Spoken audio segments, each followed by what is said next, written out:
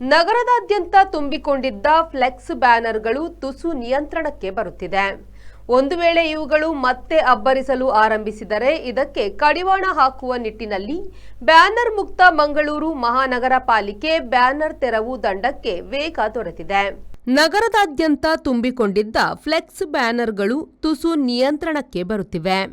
ಒಂದು ವೇಳೆ ಇವುಗಳು ಮತ್ತೆ ಅಬ್ಬರಿಸಲು ಆರಂಭಿಸಿದರೆ ಕೇವಲ ಪರಿಸರಕ್ಕೆ ಮಾತ್ರವಲ್ಲ, ಮಂಗಳೂರಿನ ಗೌರವಕ್ಕೂ ಮಸಿ ಬಲಿಯಲಿದೆ. ಫ್ಲೆಕ್ಸ್ಗಳಿಂದಾಗಿ ಸ್ವಚ್ಛತಾ ನಿರ್ವಹಣೆಯ ರ್ಯಾಂಕಿಂಗ್ನಲ್ಲಿ ಮಂಗಳೂರಿಗೆ ಮತ್ತಷ್ಟು ಹಿನ್ನಡೆಯಾಗಲಿದೆ. ಕೇಂದ್ರ ವಸತಿ ನಗರ ವ್ಯವಹಾರಗಳ ಸಚಿವಾಲಯವು ಸ್ಥಳೀಯ ಸಂಸ್ಥೆಗಳಿಗೆ ರ್ಯಾಂಕಿಂಗ್ ಘೋಷಣೆ ಮಾಡುತ್ತದೆ. ಇದರಲ್ಲಿ ಬರುವ ರ್ಯಾಂಕಿಂಗ್ ನಗರಕ್ಕೆ ಬಹುಮುಖ್ಯವಾಗಿದ್ದು, ನಗರದಲ್ಲಿನ ಸ್ವಚ್ಛತೆ ಸಹಿತ ಮೂಲಸೌಕರ್ಯ ವ್ಯವಸ್ಥೆಗಳ ಬಗ್ಗೆ ಬೆಳಕು ಚೆಲ್ಲುತ್ತದೆ. ಇದರ ಜೊತೆಗೆ ರಾಷ್ಟ್ರಮಟ್ಟದಲ್ಲಿ ನಗರಕ್ಕೆ ಗೌರವ ತಂದು ಕೊಡುತ್ತದೆ.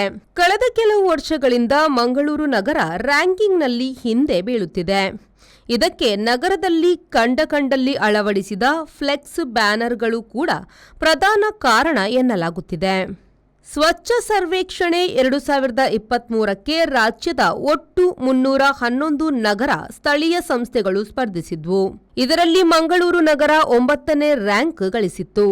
ನಗರದಲ್ಲಿ ಸರಿಯಾಗಿ ಅನುಷ್ಠಾನಗೊಳ್ಳದ ತ್ಯಾಜ್ಯ ನಿರ್ವಹಣೆ, ಸ್ವಚ್ಛತೆ ಇರದಿರುವುದು ಹಿನ್ನಡೆಗೆ ಪ್ರಮುಖ ಕಾರಣವಾಗಿತ್ತು. ರ್ಯಾಂಕ್ ಉದ್ದೇಶಕ್ಕೆ ಪಾಲಿಕೆಯಿಂದ ಯಾವುದೇ ಮಾಹಿತಿ ನೀಡಿದರೂ ಅದರ ಮೌಲ್ಯಮಾಪನಕ್ಕೆ ಕೇಂದ್ರದ ತಂಡ ಬರುತ್ತದೆ. ನಗರದ ಅಲ್ಲಲ್ಲಿ ಅಳವಡಿಸಿದ ಫ್ಲೆಕ್ಸ್ ಬ್ಯಾನರ್ಗಳನ್ನು ನೋಡಿದರೆ ಯಾವ ತಂಡವೂ ಅಂಕಗಳನ್ನು ನೀಡಲಾರದು. ಇದೇ ಕಾರಣಕ್ಕೆ 3 ವರ್ಷಗಳಿಂದ ಪಾಲಿಕೆ ಸ್ವಚ್ಛ ಸರ್ವೇಕ್ಷಣಾ ರ್ಯಾಂಕಿಂಗ್ನಲ್ಲಿ ಹಿಂದೆ ಬಿದ್ದಿದೆ. ಈ ನಿಟ್ಟಿನಲ್ಲಿ ಮಂಗಳೂರು ಮಹಾನಗರ ಪಾಲಿಕೆ ತೆರವು ಕಾರ್ಯ ಇನ್ನಷ್ಟು ವೇಗ ಪಡೆಯಲಿದೆ ಮತ್ತು ದಂಡ ವಿಧಿಸುವ ಪ್ರಕ್ರಿಯೆಗಳು ಕೂಡ ನಡೆಯಲಿದೆ. ಮಂಜುನಾಥ್ ಪ್ರಸಾದ್, ವಿ4 ನ್ಯೂಸ್, ಮಂಗಳೂರು.